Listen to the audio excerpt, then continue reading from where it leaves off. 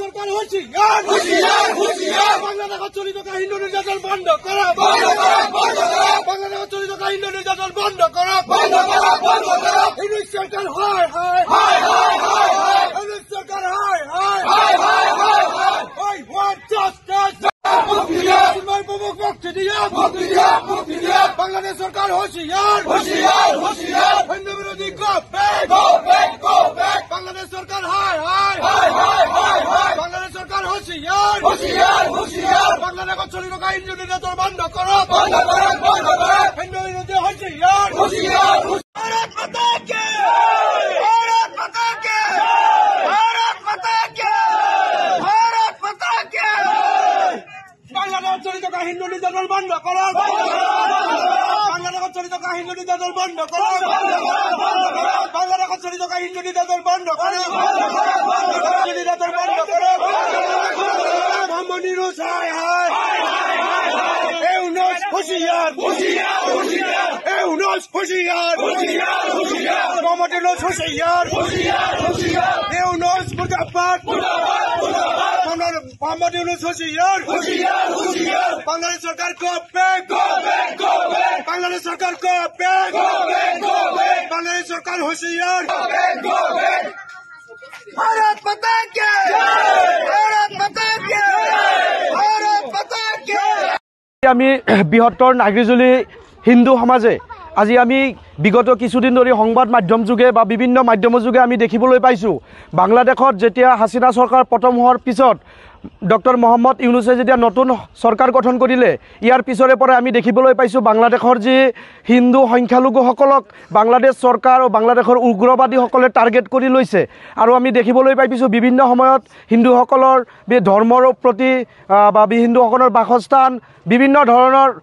হিন্দুসকলৰ সা সম্পত্তি নষ্ট কৰি হিন্দুসকলৰ ওপৰত এক প্ৰকাৰ যি অত্যাচাৰ চলাইছে এই অত্যাচাৰৰ প্ৰতি আমি গৰিহণা জনাই বা অত্যাচাৰ হুঁচিয়াৰি জনাই আজি আমি নাগৰিজুলি অঞ্চলৰ বৃহত্তৰ হিন্দু সমাজে আমি ইয়াতে মোহাম্মদ যি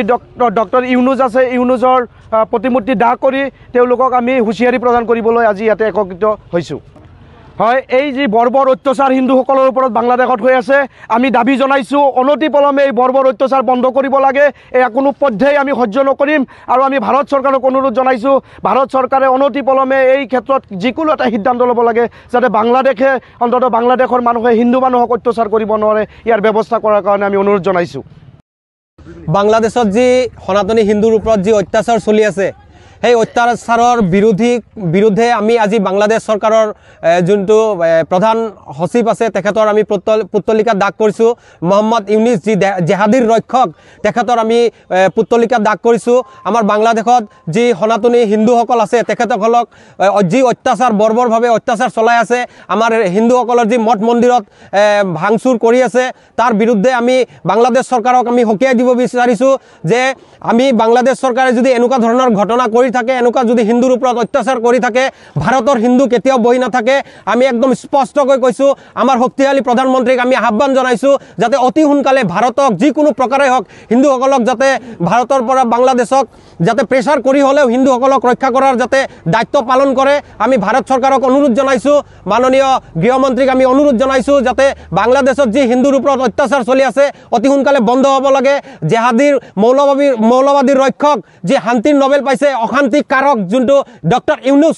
তেখেতক আমি ধিক্কাৰ জনাইছোঁ ভাৰতবাসী হিচাপে আৰু আমি বৃহত্তৰ নাগৰিজুলি হিন্দু সমাজে বৃহত্তৰভাৱে একত্ৰিত হৈ যি আজিৰ যি কাৰ্যসূচী আমি লৈছোঁ অনাগত দিনত যদি এনেকুৱা ধৰণৰ হিন্দু ওপৰত অত্যাচাৰ হৈ থাকে ভাৰতত বাংলাদেশীৰ প্ৰৱেশ নিষেধ কৰাটো আমি একদম বাধ্য থাকিম।